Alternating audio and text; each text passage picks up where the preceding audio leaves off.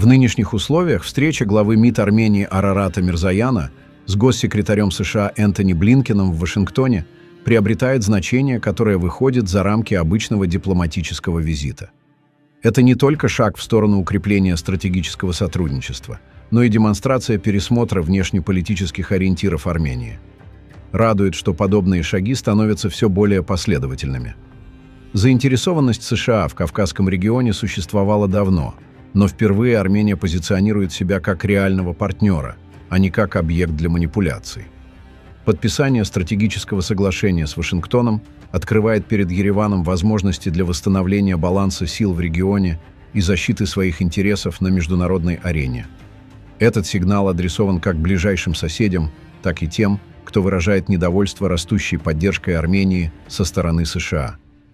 Для Армении стратегическое партнерство с США – это не просто способ заручиться экономической и военной помощью. Это шанс укрепить свою независимость и заявить о себе как о серьезном игроке. Россия, которая традиционно считалась защитником армян, в последние годы не оправдала этих ожиданий.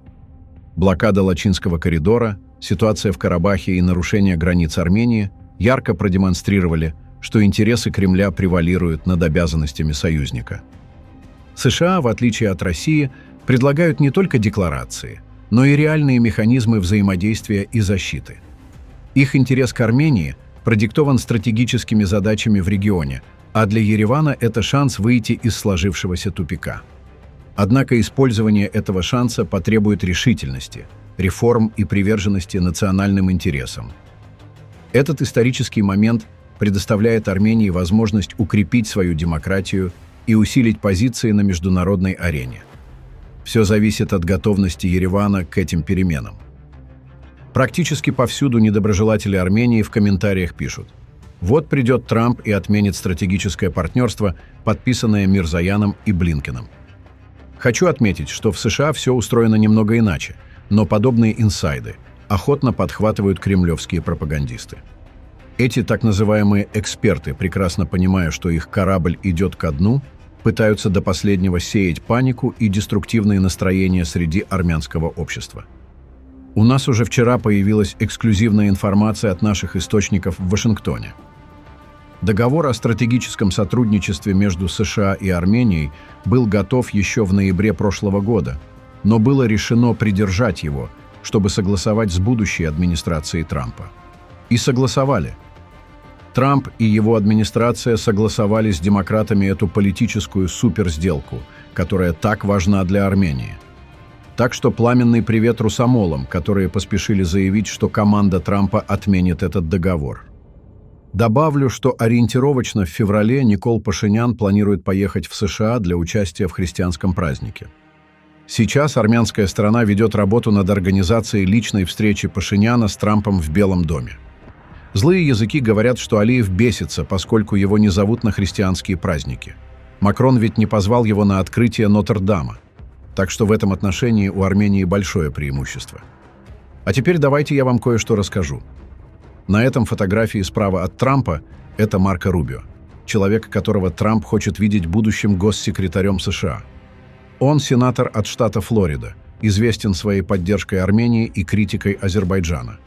В ноябре 2023 года он поддержал принятый Сенатом акт о защите Армении, предусматривающий запрет на военно-техническое содействие Азербайджану со стороны президента США. Рубио прямо заявлял, что деньги американских налогоплательщиков не должны направляться в Азербайджан, страну, которая принесла нестабильность в регион. Кроме того, Рубио имеет крепкие связи с армянской общиной и организациями. Он неоднократно высказывался за жесткую политику в отношении Турции и Азербайджана.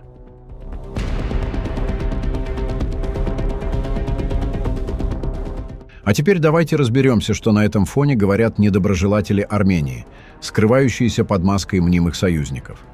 Сначала подробно рассмотрим их заявления, а в завершение дадим решительный и аргументированный ответ. Итак, начнем. США особо стабилизирующую роль на Южном Кавказе никогда не играли. Можно даже сказать наоборот. И вот как раз в контексте этих действий США пытаются всячески затягивать в свой кильватер новые и новые страны. Это абсолютное суверенное право наших армянских друзей развивать отношения по всем азимутам. Мы по-прежнему исходим из главного. У нас свои двусторонние отношения с Арменией. Мы дорожим этими отношениями. Мы намерены их развивать и дальше.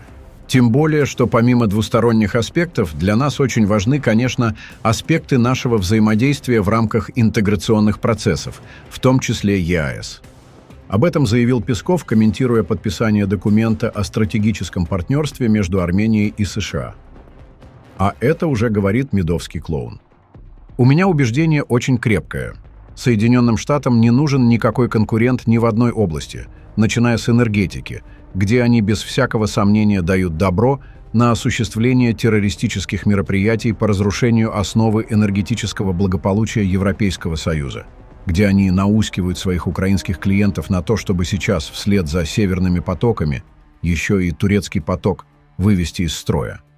Армения должна решать свои вопросы непосредственно с соседними странами, сказал министр иностранных дел России Сергей Лавров, передают российские СМИ. Когда страны, далекие от наших территорий, традиций и понимания истории в ее неколониальном измерении, заявляют, что миссия ЕС в Армении будет обеспечивать безопасность в Сюникском районе, Зангезур, я не очень этого понимаю. Поэтому мы активно поддержали инициативу президента Азербайджана Ильхама Алиева о создании механизма 3+3, сказал Лавров.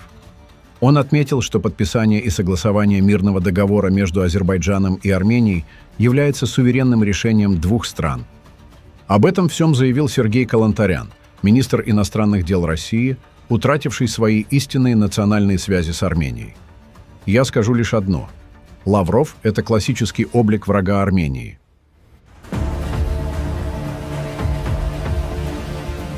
Партнерство Армении и США не должно угрожать безопасности других стран. Об этом заявил генсек ОДКБ. Так и Мангали Тасмагамбетов прокомментировал соглашение о стратегическом партнерстве Армении и США. Налаживание такого партнерства является суверенным правом Республики Армения. Однако обеим сторонам здесь важно исходить из принципа равной и неделимой безопасности. То есть это партнерство не должно создавать угроз безопасности для других государств и международных объединений.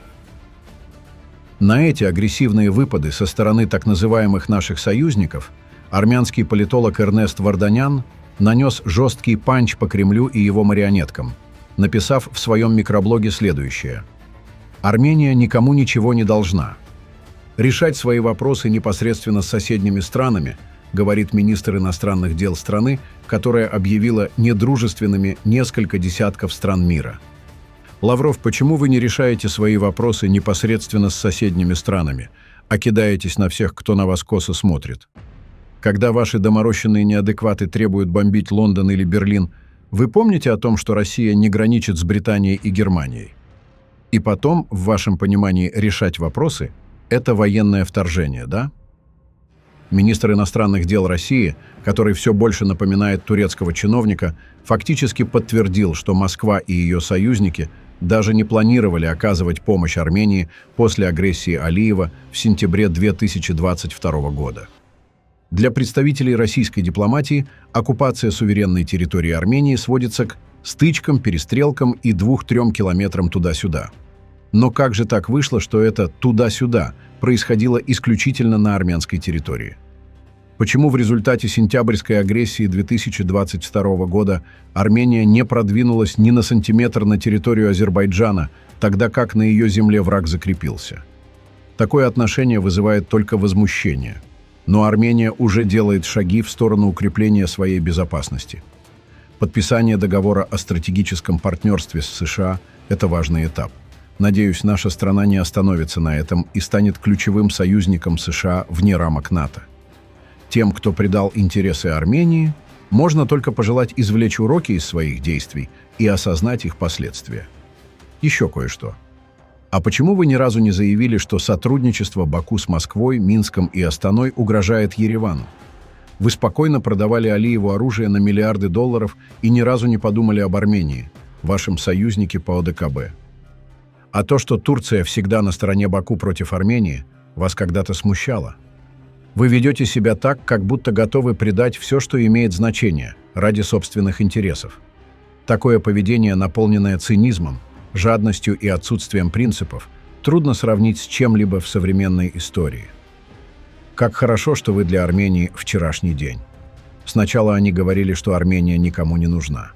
Потом уверяли, что стратегическое партнерство с США – это влажные фантазии и невозможно в принципе. Затем заявляли, что даже если его подпишут, то это окажется пустой формальностью, просто бумажкой без реального значения. Стратегическое партнерство подписали. Теперь они твердят, что это все бред, и через 5 дней Трамп его отменит. А если вдруг не отменит, то Армения повторит судьбу Грузии. Ну, суть, надеюсь, вы поняли. Пишите ваше мнение в комментариях и подписывайтесь на наш канал, чтобы не пропускали самые важные новости мира и нашего региона.